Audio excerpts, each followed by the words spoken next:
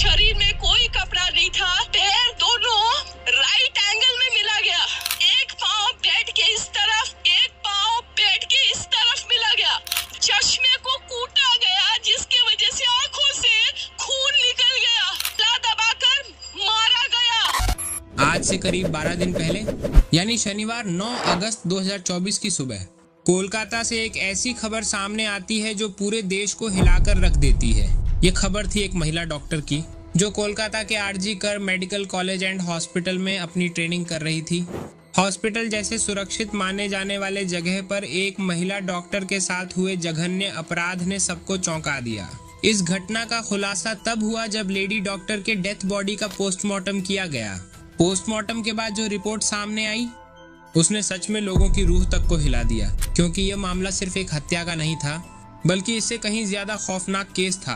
Postmortem report में खुलासा हुआ कि उस डॉक्टर की हत्या गला दबाकर की गई थी। डॉक्टर लेडी का गला इतनी ताकत और बेरहमी से दबाया गया था कि उनका थायराइड कार्टिलेज तक टूट गया था। इससे ही आप अंदाजा लगा सकते हैं कि उन्हें कितनी बेरहमी से मारा गया होगा। इस हत्या के पहले लेडी डॉक्टर ने अपनी जान बचाने की पूरी कोशिश की थी। इसका सबूत उनके शरीर पर मिले कई निशानों से मिला। सबसे डरावना सच तो तब सामने आया जब डॉक्टर के शारीरिक आघात के निशान पाए गए। इससे यह साफ हो गया कि यह कोई साधारण अत्याचार का मामला नहीं था बल्कि यह एक दर्दनाक हत्या थी। हॉस्पिटल जैसे सुरक्षित स्थान पर इतना बड़ा घटना हो जाता है और किसी को कानों कान तक खबर नहीं होती है। उस रात डॉक्टर के साथ जो हुआ उसे जानकर आप गुस्से से बौखला जाएंगे। इस पूरे घटना के पीछे कितने आदमी थे? क्या वह अकेला था या उसके साथ कई और लोग थे? इन्हीं सवालों के जवाब आज हम इस वीडियो में जानेंगे। वीडियो शुरू करने से पहले वीडियो को लाइक करके अपने फैमिली तक शेयर करें ताकि दोषियों को जल्द से जल्द सजा मिले। तो चलिए जानते हैं आखिर उस रात हुआ क्या था। 8 अगस्त 2024 को हर दिन की तरह लेडी डॉक्टर अपनी नाइट शिफ्ट पर थी और वह अपनी जॉब कर रही थी। इस रात 11 बजे उन्हें अपनी माँ का फोन कॉल आता है। लेडी डॉक्टर की माँ पूछती है, तुमने खाना खाया और तबीयत कैसी है? जिसकी रिप्लाई में लेडी डॉक्टर बोलती हैं, हाँ माँ मैं बिल्कुल ठीक हूँ, बस मैं कुछ पेशेंट्स को देखने जा रही हूँ, उसके बाद मैं अपने दोस्तों के साथ बैठकर खाना खाऊंगी। अपनी माँ से कुछ देर बात करने के बाद लेडी डॉक्टर पेशेंट्स को देखने निकल जाती हैं और पेशेंट्स को देखते देखते करीब रात के 2 बज जाते हैं। उसके बाद लेडी डॉक्टर अपने दोस्तों के साथ जाकर कैंटीन में खाना खाती हैं और आपस में कुछ बातचीत भी करती हैं। खाना खाने और बातचीत करने में करीब 1 घंटा हो जाता है, यानी रात के 3 बज जाते हैं। तभी लेडी डॉक्टर कुछ थकान सी महसूस करती हैं। अपनी थकान को दूर करने के लिए लेडी डॉक्टर हॉस्पिटल के 4th फ्लोर पर बने सेमिनार हॉल में जाकर रेस्ट करती हैं। रेस्ट करते करते सुबह के 7 बज जाते हैं, जो भी काफ़ी अनयूजुअल था क्योंकि लेडी डॉक्टर 30 से 40 मिनट से ज़्यादा ब्रेक नहीं लेती थी।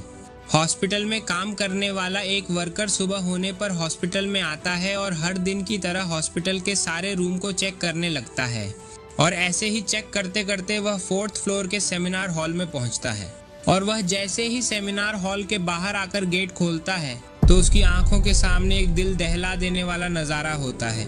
इसे देखकर वह जोर से चीख पड़ता है। इस आवाज़ को सुनकर हॉस्पिटल के सारे वर्कर्स वहां जाते हैं और ये लोग वहां जाकर देखते हैं कि लेडी डॉक्टर का बॉडी बिना कपड़ों के पड़ा हुआ है और उसकी बॉडी पे ब्लड के निशान भी हैं। यहाँ खड़े सभी लोग इसे देखकर उनके पैरों तले जमीन खिसक जाती है। कुछ लोग तो इसे देखकर सदमे में चले जाते हैं क्योंकि ऐसी चीज को पहली बार देखकर कोई भी इंसान डर जाएगा, वो भी हॉस्पिटल में, जो कि बेहद ही शर्मनाक बात थी।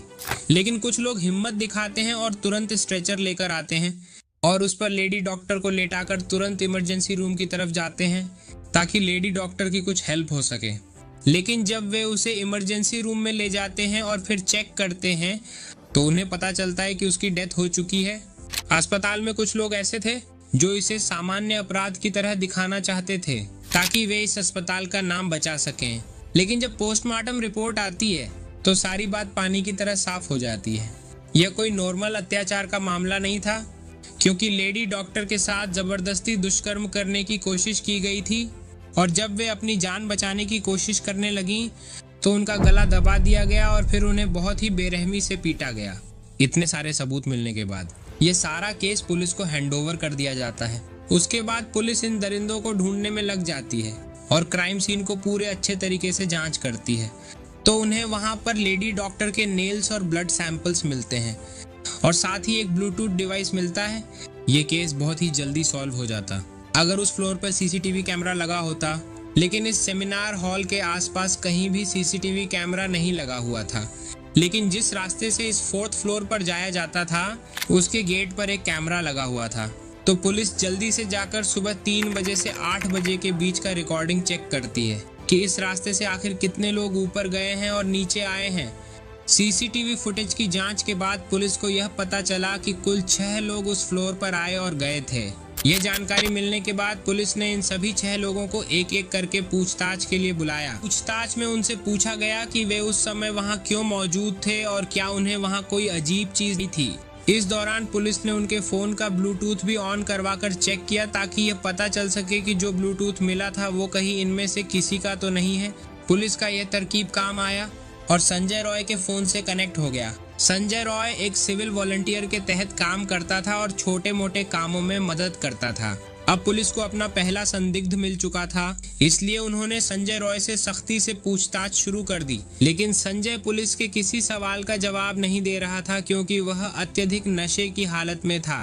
पुलिस ने उसका फोन भी चेक किया जिसमें उन्हें काफी मात्रा में पोर्नोग्राफिक वीडियो मिली। इससे पुलिस का शक यकीन में बदल गया कि संजय ही लेडी डॉक्टर के साथ हुए अपराध का मुख्य आरोपी हो सकता है। पुलिस ने संजय रॉय को और ज्यादा डराना शुरू कर दिया और आखिरकार संजय ने डरकर अपनी गलती मान ली कि उसने ही लेडी डॉक्टर की हत्या की थी और उसका शारीरिक शोषण किया था। यह पता चलने के बाद पुलिस ने और सबूत इकट्ठा करने के लिए संजय रॉय के घर की तलाशी ली, जहां उन्हें एक जूता मिला जिस पर खून के धब्बे थे। बाद में पुलिस ने उस जूते पर लगे खून के धब्बों की जांच करवाई जो लेडी डॉक्टर के खून से मैच हो गए। ये संजय के खिलाफ एक ठोस सबूत था। इन सभी रिपोर्ट्स और सबूतों को मिलाकर पुलिस ने पाया कि उस रात संजय रॉय अत्यधिक नशे में था और रात 11 बजे अस्पताल में दाखिल हुआ था। संजय अक्सर अस्पताल में नाइट शिफ्ट करता था, इसलिए उसे यह अच्छी तरह पता था कि कहां पर कैमरा है और कहां नहीं। वह आराम से अस्पताल के 4थे फ्लोर पर जाकर बैठ गया ताकि कोई उसे नशे की हालत में न देख सके, नहीं तो उसकी नौकरी खतरे में पड़ सकती थी। 4थे फ्लोर पर पहुंचकर वह सो गया और जब उसकी आंख खुली तो सुबह के 3 बजे थे। तभी संजय की नजर लेडी डॉक्टर पर पड़ी जो रेस्ट करने के लिए सेमिनार हॉल जा रही थी। लेडी डॉक्टर को अकेला देखकर संजय के इरादे बिगड़ गए। वह पहले काफी देर तक फ्लोर पर चक्कर लगाता रहा, यह सुनिश्चित करने के लिए कि कोई उसे देख न ले। जब उसे यकीन हो गया कि रास्ता साफ है तो वह 4 बजे सेमिनार हॉल में घुस गया और 4:45 पर बाहर निकला। इन 45 मिनटों में संजय ने लेडी डॉक्टर के साथ जो किया होगा उसे सोचकर किसी का भी दिल सहम जाएगा, खासकर लेडी डॉक्टर के माता पिता का, जिन्होंने अपनी बेटी को डॉक्टर बनाने के लिए कितने सपने देखे थे।